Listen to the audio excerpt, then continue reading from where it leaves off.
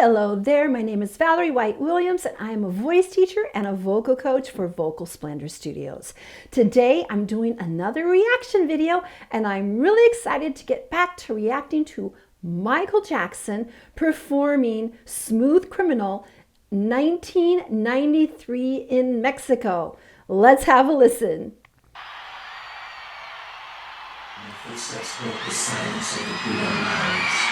As I drifted down Beacon Street, past shop windows, barred against the perils of the night.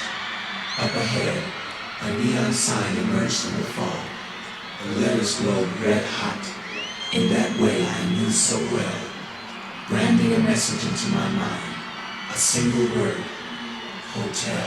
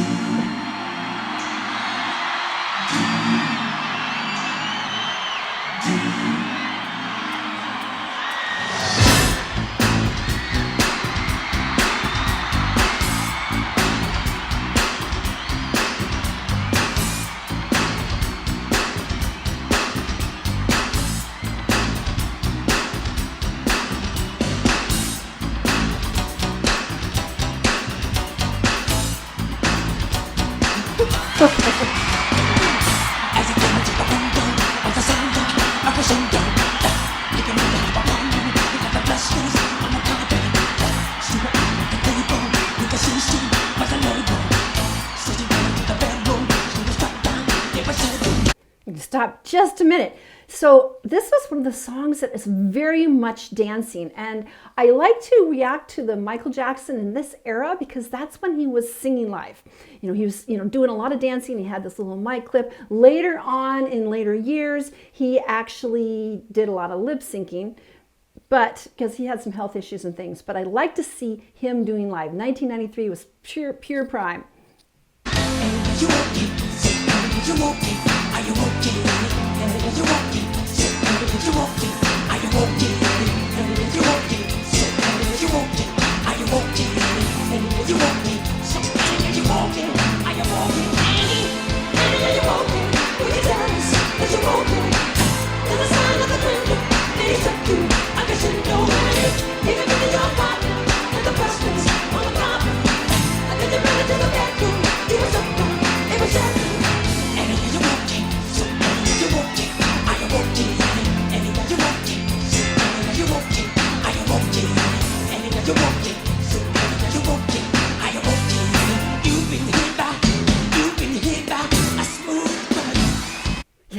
That's a lot of dancing and singing at the time. I wonder if there's maybe some parts where he may be singing to a track. I don't know. But the thing about Michael is he puts 100% into his performances and his dancing. It's a huge stage show. So let's keep going.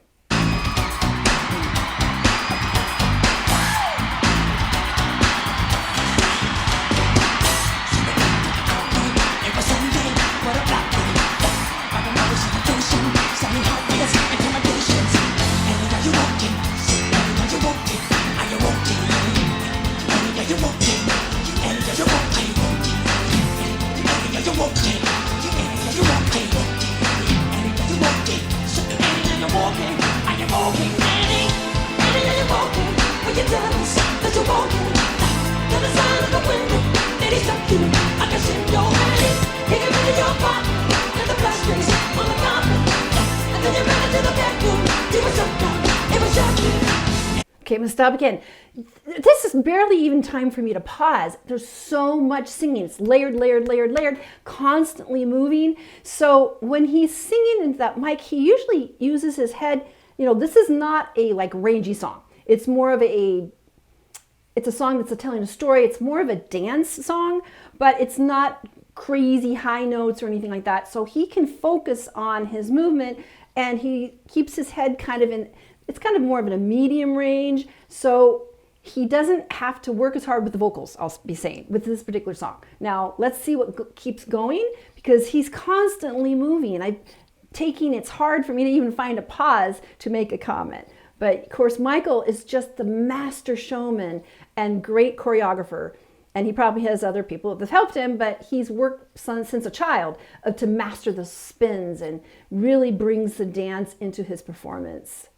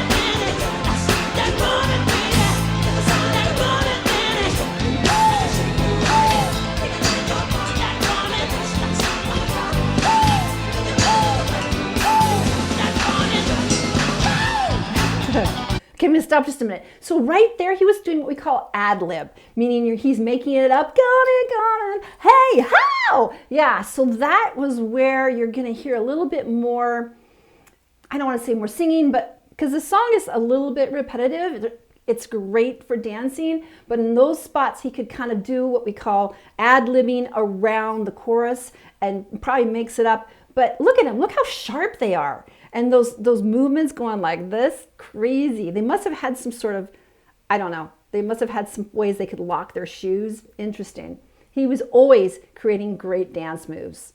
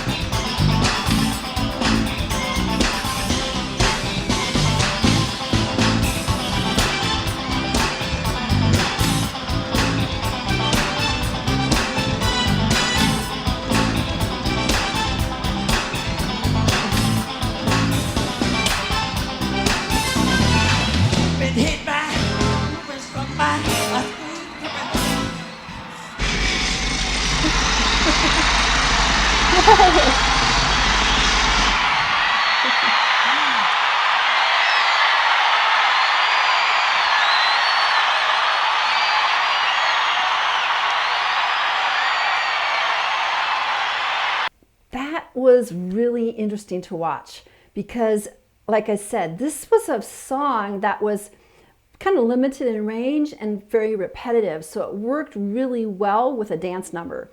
And when you are a performer, you really have to pace yourself because there are some songs that are going to be big barners and you're going to actually make the voice powerful, but you can't do a whole show with barn burners because you're going to burn out. I had a student who was doing a lot of gigs a few years ago and he loved to sing the big stuff, and then he said his voice was getting tired, and I said, well, you need to kind of pace yourself. You need to pace the big barn big sings to songs that are a little bit more moderate in the range.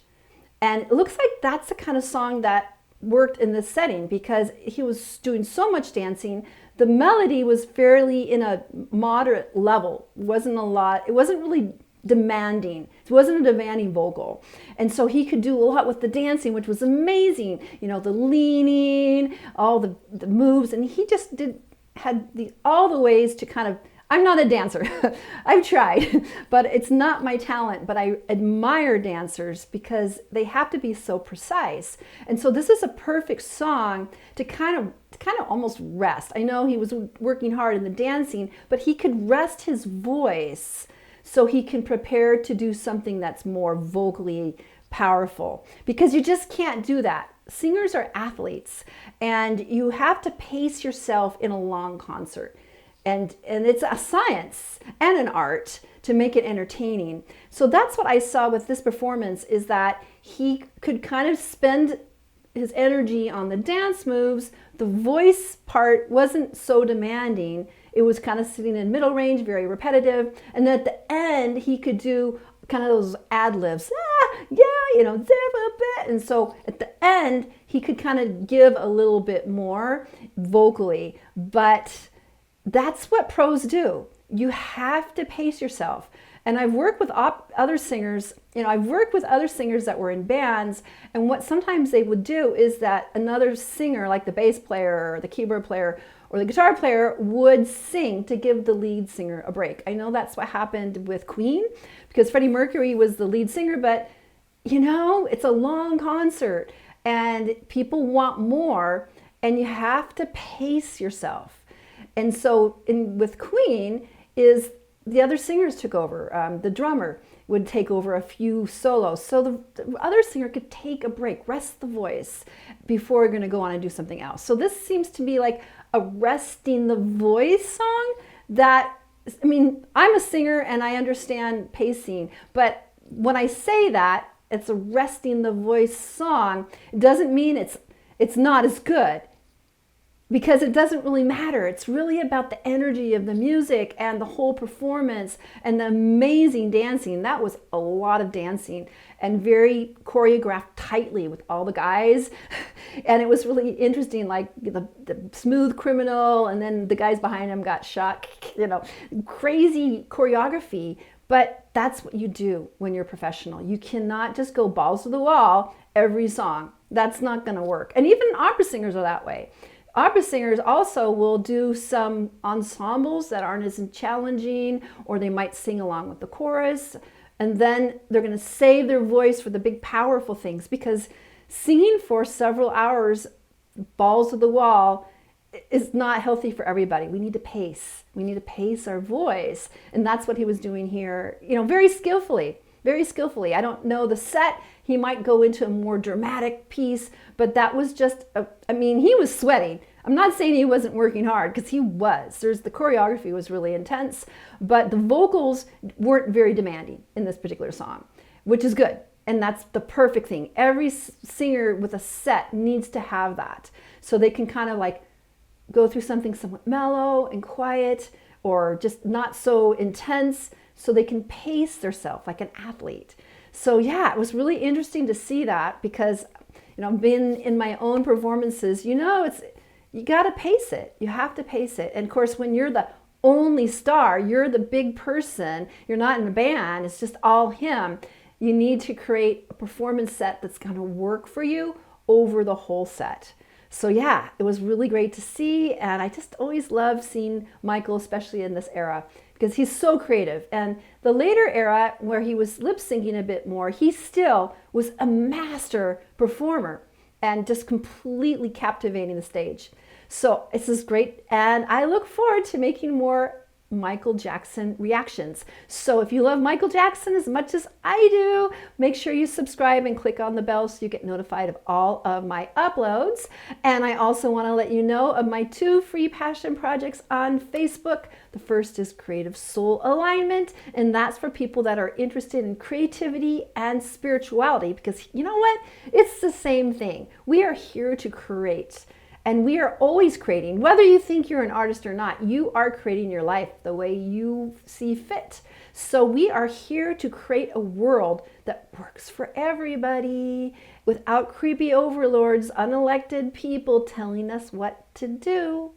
So once we visualize that, that's the first step in creativity, is to visualize it, and then it will happen. And the other group is called YouTube Success Strategies, and that's where I'm helping people succeed on YouTube. And also, before I forget, I do have space for a few students. So if you're interested in that, you can find all the information below in the description. All right, take care, and I'll see you next time. Bye.